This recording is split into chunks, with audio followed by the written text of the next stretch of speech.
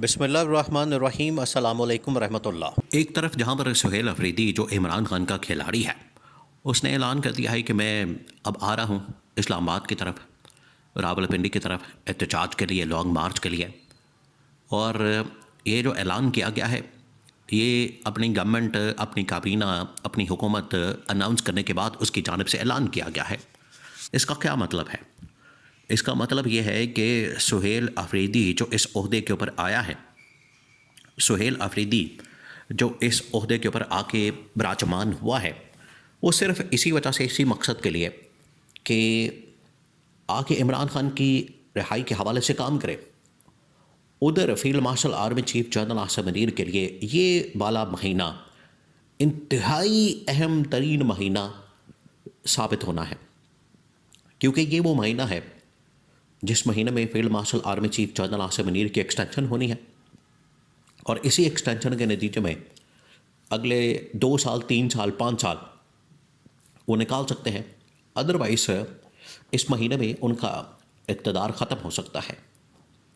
तो एक तरफ जो खैबर पख्तूनख्वा की जानिब से सुहेल अफरीदी का एहतजाज और तहरीक, धरने, लॉन्ग मार्च का ऐलान, उधर एक्सटेंशन की टेंशन। और तीसरा, पंजाब हुकूमत की जानिब से, मरियम नवाज़ की जानिब से TLP तहरीक लब्बैक पाकिस्तान, आपको पता है कि उनके साथ क्या किया गया, किस तरीके से उनके ख़िलाफ़ ऑपरेशन किया गया, मार धाड़ की गई, कत्लेआम किया गया मुरीद के अंदर।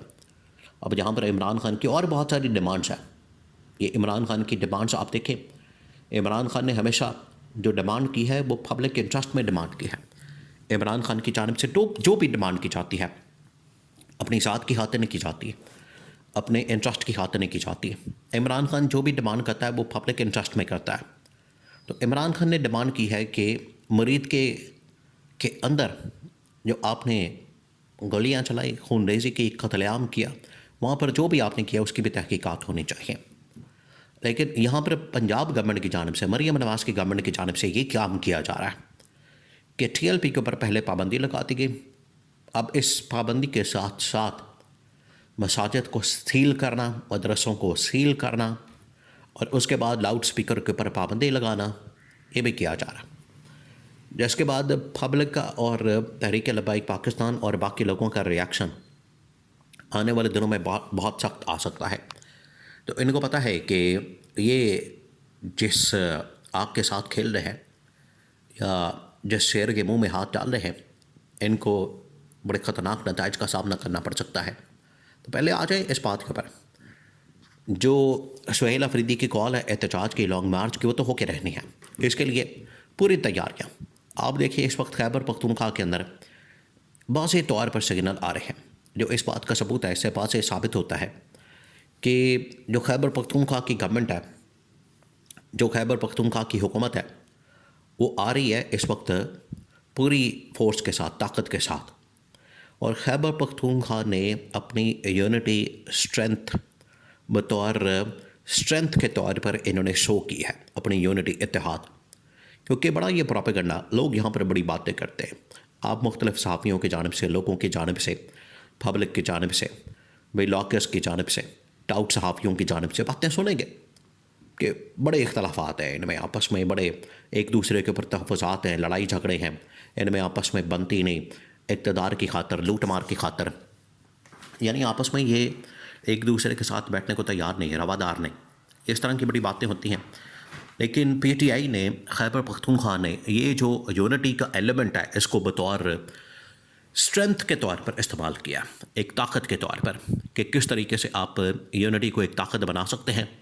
और ये ताकत अपने मुखालफीन के ऊपर उन्होंने इसकी बाकायदा तौर पर धाक बिठा दी।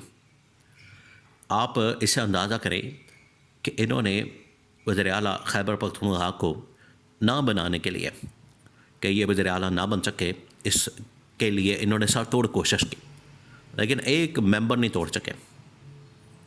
इसी के साथ ही जुड़ा हुआ है ये मामला इस वक्त field marshal army chief general Asim Munir के एक्सटेंशन का। आप ज़रा इमेजिन करें, देखिए जो सीन इस वक्त बना है कि ये वाला महीना बहुत अहम तरीन महीना शुरू हो गया है।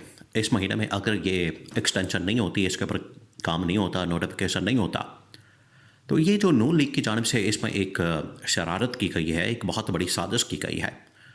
और नोटिफिकेशन के अंदर जो लास्ट टाइम निकाला गया था, उसमें इन्होंने ये नुक्ता डाल दिया था कि आईनी कानूनी तौर पर जो इस मरतबा 26वीं आईनी तरमीम पास की गई, उसमें ये कहा गया कि अपॉइंटमेंट होती है या रीअपॉइंटमेंट होती है, उस सूरत में गवर्नमेंट के पास ये इख्तियार मौजूद है, गवर्नमेंट के पास ये राइट मौजूद है, गवर्नमेंट के पास ये अथॉरिटी मौजूद है कि किसी भी शख्स को किसी वक्त भी हटाया जा सकता है।